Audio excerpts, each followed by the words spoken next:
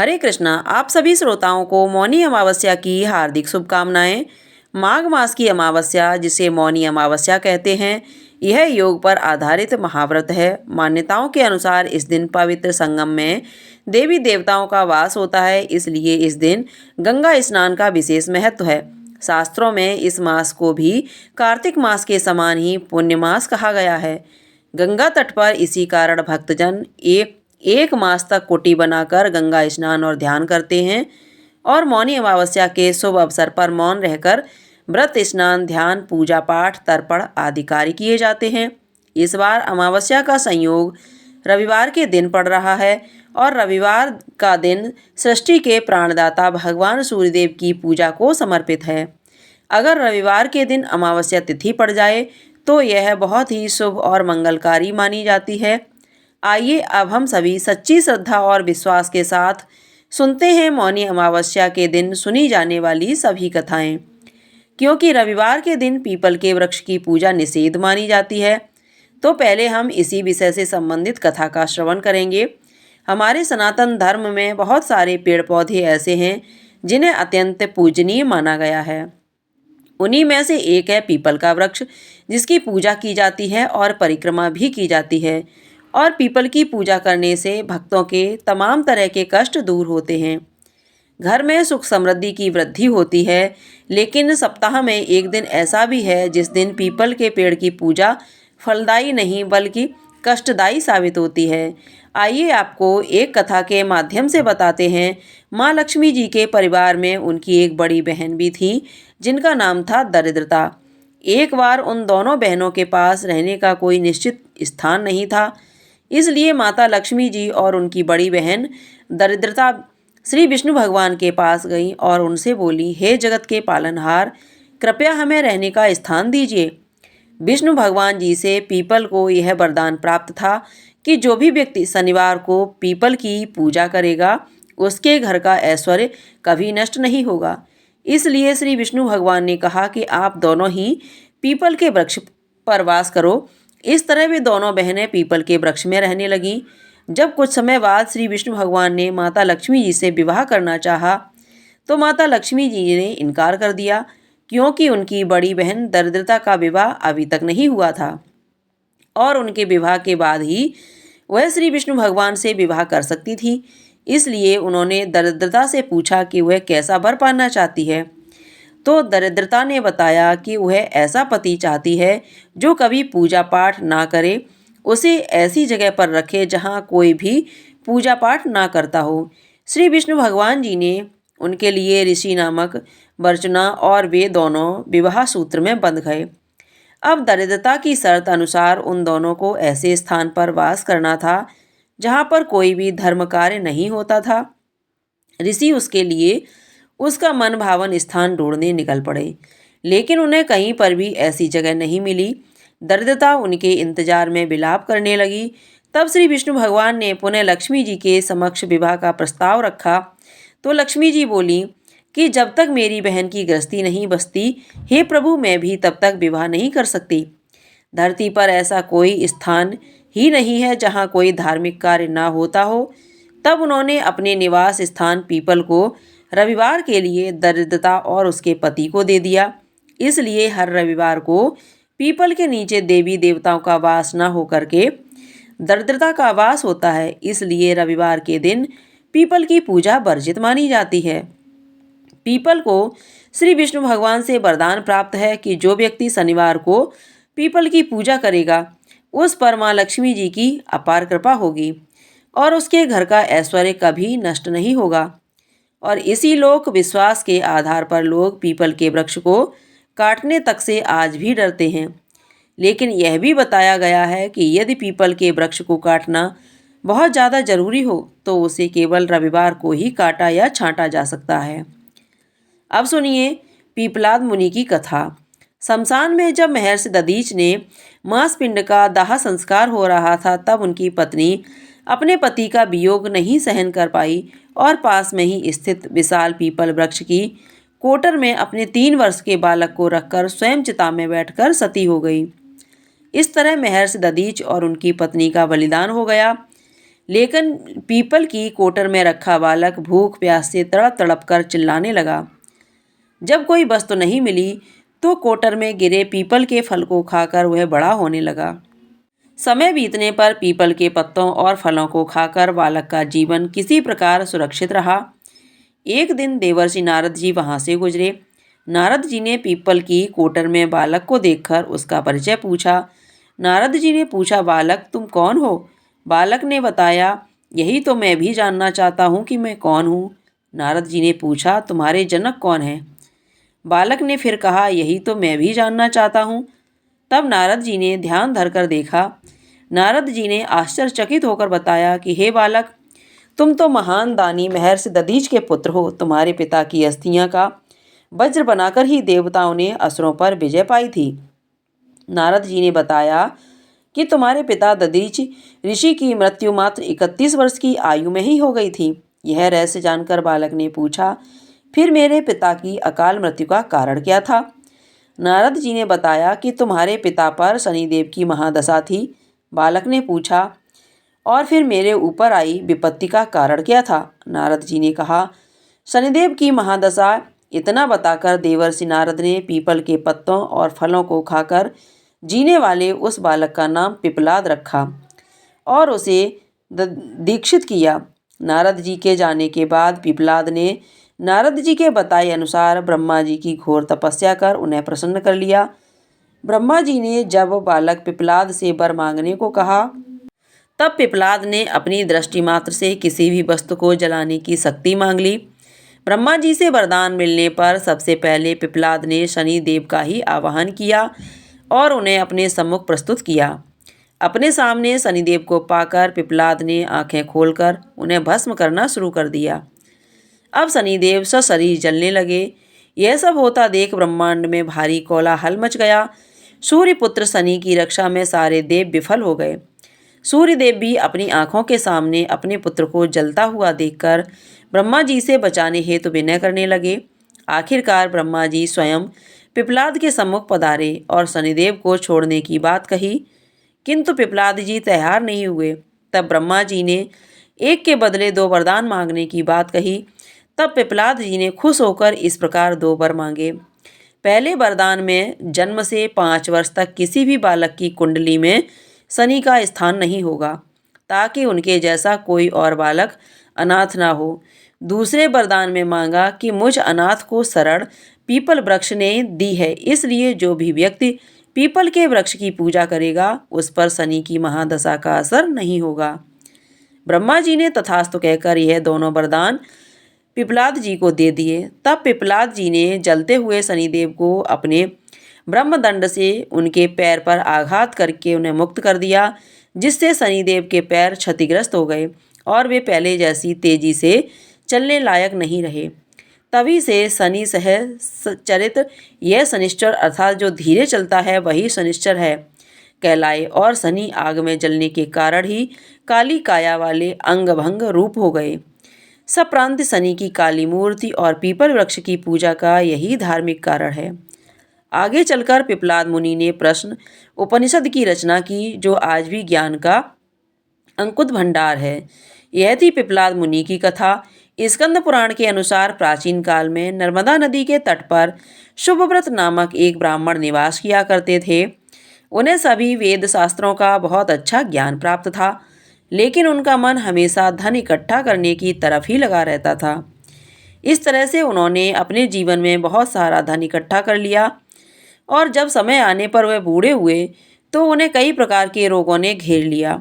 तब उन्हें इस बात का ज्ञान हुआ कि उन्होंने तो अपना पूरा जीवन सिर्फ धन कमाने में ही निकाल दिया, अब उन्हें परलोक सुधारने की तरफ भी ध्यान देना चाहिए। अचानक उन्हें एक श्लोक याद आया, जिससे माघ महीने में स्नान करने की विशेषता के बारे में बताया गया था। फिर उन्होंने माघ महीने का संकल्प लिया। वे नर्मदा जी में स्नान करने लगे। 9 दिन तक उन्होंने जल स्नान किया। फिर 10वें दिन स्नान के बाद उन्होंने अपना शरीर त्याग दिया। ब्राह्मण सुव्रत ने भले ही पूरा जीवन धन कमाने के अलावा कोई और अच्छा कर्म नहीं किया था, लेकिन माघ महीने में स्नान करके पश्चाताप करने से उनके सभी पाप धुल गए और उनका मन निर्मल हो गया, जिससे उन्हें मरने के बाद स्वर्गलोक की प्राप्ति हुई। इस तरह से माघ स्नान करने से जीवन के अंतिम क्षणों में उनका कल्याण हुआ। पुराने समय की बात है। एक छोटे से गांव में एक श्रद्धालु व्यक्ति हरिहर अपनी पत्नी सुमति और 2 बच्चों के साथ रहता था।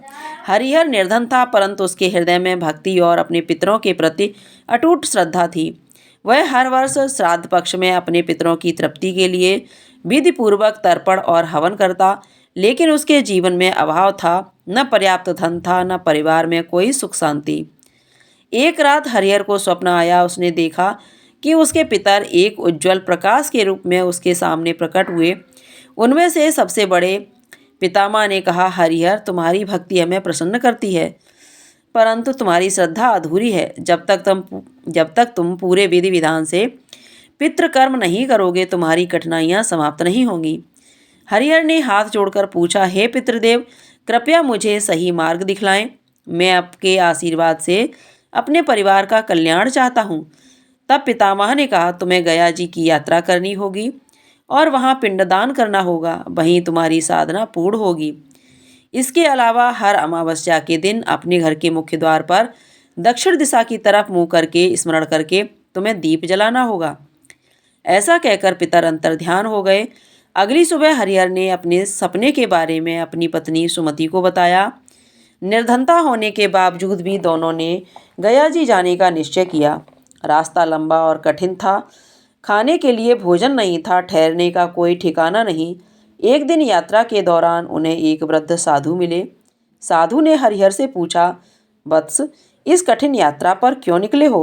तब हरिहर ने उन्हें अपना स्वप्न बताया। साधु ने मुस्कुराकर कहा, तुम्हारी श्रद्धा महान है, भगवान और पितर तुम्हारे साथ हैं। यह लो, यह चमत्कारी ताम्रपात्र है। इसे गया जी में पिंडदान के समय पवित्र जल से भरकर पितरों को अर्पित करना। इससे तुम्हारे सभी पितर प्रसन्न होंगे और तुम्हारे कष्ट भी समाप्त हो जाएंगे। तब गया जी पहुँचकर हरिहर ने विधिपूर्वक पिंडदान किया। जैसे ही उसने ताम्रपात्र से जल अर्पित किया, एक दिव्य प्रकाश प्रकट हुआ। पितृदेवता फिर से प्रकट हुए और उन्होंने कहा, हरिहर, तुम्हारी श्रद्धा ने हमें तृप्त कर दिया है। अब तुम्हारे जीवन से दरिद्रता, रोग और अशांति दूर हो जाएगी। तुम्हारा परिवार समृद्ध होगा और तुम्हारे वंशज भी हमेशा सुखी रहेंगे। पितरों ने आशीर्वाद दिया और अंतर्ध्यान हो गए। हरिहर जब गांव लौटा तो उसके जीवन में बदलाव आ चुका था। अब उसे खेती में नुकसान नहीं होता, बल्कि उसके खेतों में अब फसलें लहराने लगी थीं। व्यापार में लाभ होने लगा था और उसके परिवार में सुख शांति छा गई थी। गांव वालों ने यह चमत्कार देखा तो देखकर दंग रह गए। तब हरिहर ने सभी को पितरों की महिमा और श्राद्ध कर्म का महत्व समझाया। इस कहानी से शिक्षा मिलती है कि पितरों की सेवा तर्पण से जीवन के सभी संकट समाप्त हो सकते हैं। पितृपक्ष का हर कर्म केवल एक परंपरा ही नहीं, बल्कि हमारे पूर्वजों के प्रति कृतज्ञता प्रकट करने का एक पवित्र साधन है। एक बार किसी नगरी में एक राजा राज्य करता था। उसकी प्रजा और परिवार सब आनंद पूर्वक रहा करते थे। राजा की रानी बहुत ही धार्मिक थी और प्रजा भी अपनी रानी को बहुत प्रेम करती थी। राजा के महल के सामने ही एक साहूकार की हवेली थी। राजा की रानी और साहूकार की पत्नी में मित्रता थी। एक दिन की बात है, साहूकार की हवेली से साहूकार की पत्नी के रोने की आवाज़ आने लगी। उसकी पत्नी बहुत ज़ोर ज़ोर से रोकर विलाप कर रही थी। रानी ने हवेली में रोने की आवाज़ सुनी तो राजा से इस रोने का कारण पूछा। तब राजा ने कहा कि साहूकार का पुत्र मर गया है, इसी कारण साहूकार की पत्नी वह बहुत दुखी है। रानी बहुत भोली भाली थी। रानी ने राजा से कहा, महाराज, दुख क्या होता है? राजा को समझ नहीं आया कि रानी को अब भला कैसे समझाएं कि दुख क्या होता है। तब रानी फिर से बोली, महाराज बताइए ना। तब राजा ने रानी से कहा, तुम अपने राजकुमार को मार दो तो पता चल जाएगा कि दुख क्या होता है। महारानी ने अपने राजकुमार को महल से नीचे गिरा दिया, लेकिन अमावस माता की कृपा से राजकुमार गोबर के ढेर के ऊपर जाकर गिरा और उसे कुछ भी नहीं हुआ। तब रानी अपने राजकुमार को देखकर नीचे आ रही थी कि राजकुमार ने सामने से आते हुए रानी को देखा। यह देखकर राजा भी हैरान रह गया कि इतनी ऊपर से गिरने के बाद भी राजकुमार को कुछ नहीं हुआ। रानी ने राजा से फिर पूछा, महाराज बताइए ना, दुख क्या होता है? उस समय पड़ोसी राज्य के राजा के सैनिक युद्ध कर रहे थे। राजा ने रानी से कहा कि अब मैं युद्ध में अकेला जा रहा हूँ। जब तुम्हें मेरे मरने का समाचार मिलेगा तो तुम्हें पता चलेगा कि दुख क्या होता है और तब तुम्हें एहसास हो जाएगा। कहकर राजा ने युद्ध के लिए प्रस्थान किया। लेकिन भगवान और अमावस माता की कृपा से वह राजा युद्ध जीतकर सही सलामत घर आ गया। अब भी रानी को नहीं पता कि दुख क्या होता है। अब तो राजा को भी आश्चर्य होने लगा। उसी समय महारानी राजमहल के पास आई और वही प्रश्न फिर से दोहराने लगी कि महाराज, आप मुझे दुख के बारे में कैसे एहसास कराएंगे? आप मुझे कैसे बताएंगे कि क्या होता है दुख? तब राजा ने सोचा कि रानी को कैसे एहसास दिलाया जाए। तब कुछ देर सोचने के बाद राजा ने रानी को बुलाकर कहा कि महारानी, अब हम गंगा जी की यात्रा करने जा रहे हैं। वहाँ मैं गंगा जी की धारा में कूद जाऊँगा। तब तुम्हें पता चल जाएगा कि दुख क्या होता है। अब रानी ने गंगा यात्रा की तैयारियां प्रारंभ कर दी और आवश्यक सामान भी और रास्ते में भोजन की सामग्री का भी प्रबंध करके यात्रा के लिए प्रस्थान किया। इधर कैलाश पर्वत पर भगवान शिव ने देवी पार्वती से कहा कि देवी, आज मैं तुम्हें कलयुग में सुखी आत्मा के दर्शन कराऊंगा। अब मैं तुमसे जैसा कहता हूँ वैसा करो। तब भगवान शिव ने बकरे का और देवी पार्वती ने बकरी का रूप धारण कर लिया और एक बावड़ी के पास वे घास चरने गए। इतने में ही राजा और रानी की सवारी वहां आई। रानी ने सुंदर छाया और बावड़ी को देखा तो राजा से कहा कि हम यहीं पर थोड़ी देर विश्राम और जलपान करने के बाद आगे बढ़ेंगे। अब राजा और रानी ने वहां पर जलपान किया। उसके बाद राजा पानी लेने के लिए बावड़ी में गया। उस समय बकरी का रूप धारण किए हुए देवी पार्वती ने वहां बकरे का रूप धारण किया। भगवान शिव ने पूछा, प्रभु, इस रानी ने दुख देखना है, मगर क्या कारण है कि इसे दुख नहीं मिलता? रानी ने बकरा और बकरी को मनुष्य की भाषा में बोलते देखा। उसने यह सुन लिया कि भगवान शिव माता पार्वती से कह रहे थे, यह रानी अमावस्या का व्रत करती है, इसलिए इसे जीवन में कोई दुख नहीं भोगना पड़ेगा और यह अपने व्रतों के प्रभाव से ही इस जन्म में रानी बनी और सुख का आनंद ले रही है। देवी, यह राजा गंगा में भी नहीं मरेगा। रानी ने उसकी यह बात सुनी। तभी राजा पानी लेकर वापस आया तो रानी ने राजा को यह सारी घटना सुनाई। इसके बाद तीर्थ यात्रा पूरी करके वे दोनों अपनी नगरी को वापस आ गए। अब राजा ने अपने राज्य में प्रजा को अमावस का व्रत करने की आज्ञा दी। राजा ने कहा कि हर अमावस को अमावस माता की पूजा करके कथा करना। जिस शुक्रवार को अमावस पड़े उस दिन से व्रत आरंभ करें। 21 अमावस तक व्रत पालन करें और पहली 5 अमावस को गेहूँ लाल वस्त्र दान करें। उसकी अगली 5 अमावस को मूंग, उसके बाद 5 अमावस को चना, बाद में अगली 5 अमावस को मक्का, अंत में 21वीं अमावस को चावल का दान करें। दान में जैसा रंग अन्न का हो वैसा ही रंग का कपड़ा भी दान में दें और कपड़े के साथ साथ दक्षिणा भी दान में दें। व्रत के दिन गाय को हरा चारा और ब्राह्मण को भोजन या दक्षिणा दें। जो मनुष्य श्रद्धापूर्वक इस प्रकार व्रत करेगा, अमावस माता और भगवान शिव की कृपा से वह हर दुख से मुक्त हो जाएगा। यह थी अमावस माता की कथा। अब सुनिए श्रीमद् भगवत गीता के 7वें अध्याय के सभी श्लोकों का हिंदी अनुवाद। भगवान श्री कृष्ण अर्जुन से कहने लगे, हे पार्थ, अनन्य प्रेम से मुझ में आसक्ति चित्त और अनन्य भाव से मेरे परायण होकर योग में लगा हुआ तू जिस प्रकार से संपूर्ण विभूति बल ऐश्वर्य आदि गुणों से युक्त सबके आत्मपूर्ण मुझको संशय रहित जानेगा, उसको सुन। मैं तेरे लिए इस विज्ञान सहित तत्व ज्ञान को संपूर्ण दया कहूँगा, जिसको जानकर संसार में फिर और कुछ भी जानने योग्य शेष नहीं रह जाता। हजारों मनुष्यों में से कोई एक मेरी प्राप्ति के लिए यत्न करता है और उन यत्न करने वाले योगियों में भी कोई एक मेरे परायण होकर मुझको तत्व से अर्थात यथार्थ रूप से जानता है। पृथ्वी, जल, अग्नि, वायु, प्रकाश, मन, बुद्धि और अहंकार भी इस प्रकार से यह 8 प्रकार से विभाजित मेरी प्रकृति है। यह 8 प्रकार के वेदों वाली तो अपरा अर्थात मेरी जड़ प्रकृति है। और हे महाबाहु, इससे दूसरी को जिससे यह संपूर्ण जगत धारण किया जाता है, मेरी जीव रूपा परा अर्थात चेतन प्रकृति जान है। हे अर्जुन, तू ऐसा समझ कि संपूर्ण भूत इन दोनों प्रकृतियों से ही उत्पन्न होने वाले हैं और मैं संपूर्ण जगत का प्रभाव तथा प्रलय हूँ, अर्थात संपूर्ण जगत का मूल कारण हूँ। हे धनंजय, मुझसे भिन्न दूसरा कोई भी परम कारण नहीं है। यह संपूर्ण जगत सूत्र में सूत्र के मणियों के समान मुझ में गुथा हुआ है। हे अर्जुन, मैं जल में रस, चंद्रमा, सूर्य और प्रकाश हूँ। संपूर्ण वेदों में ओमकार हूँ। आकाश में शब्द और पुरुषों में पुरुषत्व हूँ। मैं पृथ्वी में पवित्र, गंध और अग्नि में तेज हूँ और संपूर्ण भूतों में उनका जीवन हूँ और तपस्वियों में तप हूँ। हे अर्जुन, तू संपूर्ण भूतों का सनातन बीज मुझको ही जान। मैं बुद्धिमानों की बुद्धि और तेजस्वियों का तेज हूँ। हे भरत श्रेष्ठ, मैं बलवानों का आसक्ति और कामनाओं से रहित बल अर्थात सामर्थ हूँ और सब भूतों में धर्म के अनुकूल अर्थात शास्त्र के अनुकूल काम हो और भी जो सत्वगुण से उत्पन्न होने वाले भाव हैं और जो रजोगुण से होने वाले भाव हैं, उन सबको तू मुझसे ही होने वाले हैं ऐसा जान। परंतु वास्तव में उनमें और वे मुझ में नहीं हैं।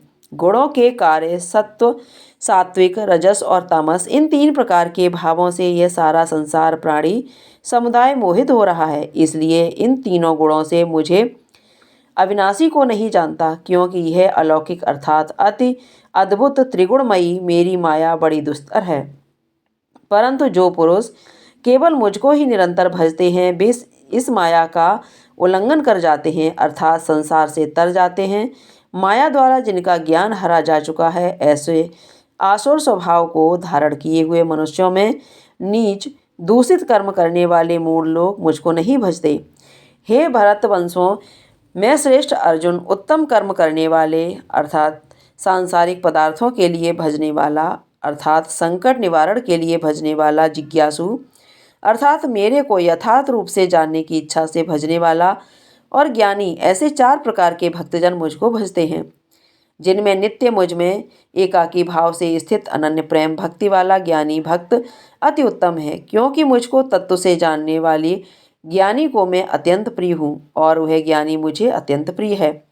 ये सभी उदार हैं, परंतु ज्ञानी तो साक्षात मेरा स्वरूप ही है, ऐसा मेरा मत है, क्योंकि वह मद मत मन बुद्धि वाला ज्ञानी भक्त अति उत्तम गति स्वरूप मुझ में ही अच्छी प्रकार स्थित है। बहुत जन्मों के अंत के जन्म में तत्व ज्ञान को प्राप्त पुरुष सब कुछ वासुदेव ही हैं।